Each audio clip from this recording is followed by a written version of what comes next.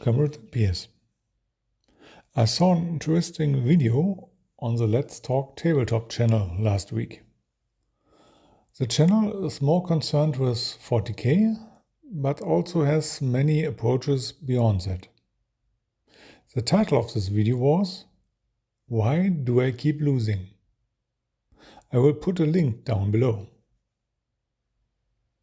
I would like to face the question a bit here and give it a more positive sound. How to win more miniature wargames? The interested listener will probably already have the first images of cavalry flank attacks, tank advances, and jump troops falling from the sky appearing in their heads. But like any good academic reflection, let's start with some definitions. Miniature wargames. The place where the emerging board gamer meets the descending role player. Wikipedia chooses a slightly less flowery words. A wargame is a strategy game in which two or more players command opposing armed forces in a simulation of an armed conflict. Miniature wargaming is a form of wargaming in which military units are represented by miniature physical models on a model battlefield. For this and the following videos, I would like to define the term more broadly. Whether you use figures or counters is mostly irrelevant for tactical considerations.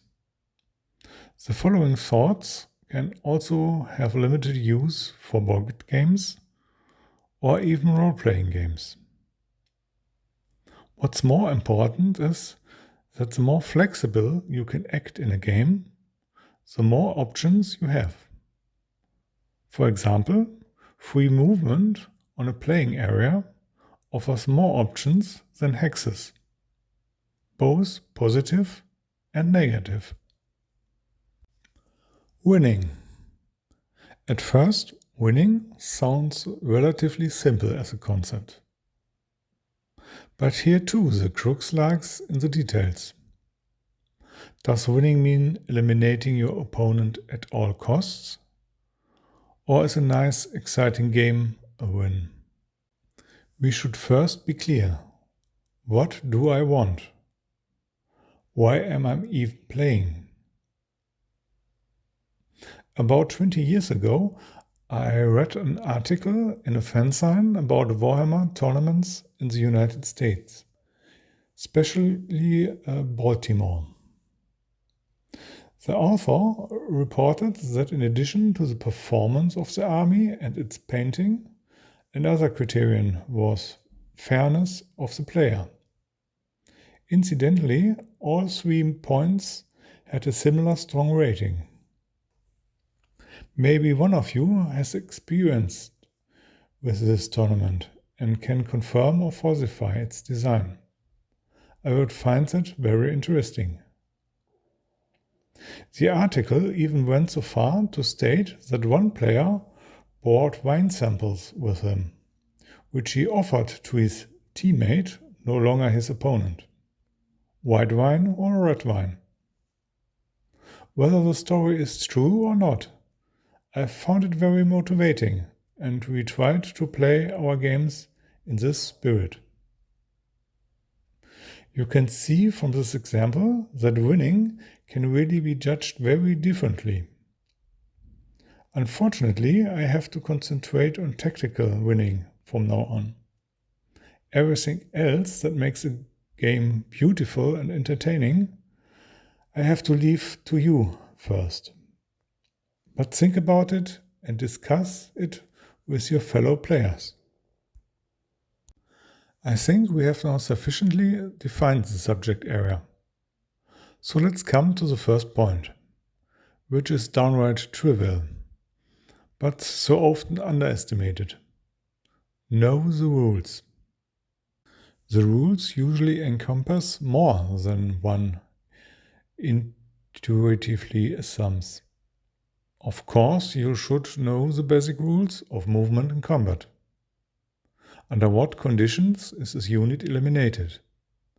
Can I make damaged units usable again? What are the victory conditions anyway? There are also the various armies, or in some rule systems, army books. These can apply to a group of armies that fit together, or individual armies. What special rules apply to my army and what time of game are they intended for? Some armies are optimized from the ground up for certain tactics, or effectively excluded from other tactical options. A mobile dwarven cavalry army is difficult to implement, even in Kings of War, and is more for the keen enthusiast or expert. Has anyone ever played Saga? If you don't know the battle boards of the other armies, you can be quite surprised. We can add here, you should not only know your own army and its strengths and weaknesses, but also the enemy's army. This is easy when you play with a friend. It gets much more difficult in clubs or at tournaments, where it's better to know the other armies, at least in principle, to win any games. For rule systems, like General d'Armée, this is still a simple matter. Hail Caesar or Black Powder can also be manageable in their basic version. But on the other end of the spectrum are some games from Games Workshop. Over time, the ladies and gentlemen of GW love to place special rules more and more into the army books, and special rules generally beat the general rules. This way, the rules you think you know can be completely redesigned. A classical example for me was the 7th edition Warhammer Fantasy Battle. The basic rulebook had a lot of sensible approaches, and one could hope to significantly improve the 6th edition with the new rules. Unfortunately, the opposite was the case. Armies were not adjusted via FAQ, and some constellations or units became unplayable. Then the power gaming of the army books, from the high elves to the demons, began. Instead of power creep from book to book, it escalated into a power race. Take one of the new armies or you lose. But I'm debating a bit. In principle, you should know all the rules without exception if you want to win safely. Of course, you can have a nice game without it, but winning on the field or table becomes less likely. Or let's put it the way Sun Tzu did it in the 6th century before Christ. If you know the enemy and yourself, you need not fear the outcome of 100 battles. If you know yourself, but not the enemy, you will suffer defeat for every victory you gain. If you know neither the enemy nor yourself, you will lose in every battle. This is the first tip and the start of what could become a series. If you like the introduction, please let me know. But as with many topics, it will take some time until the next part.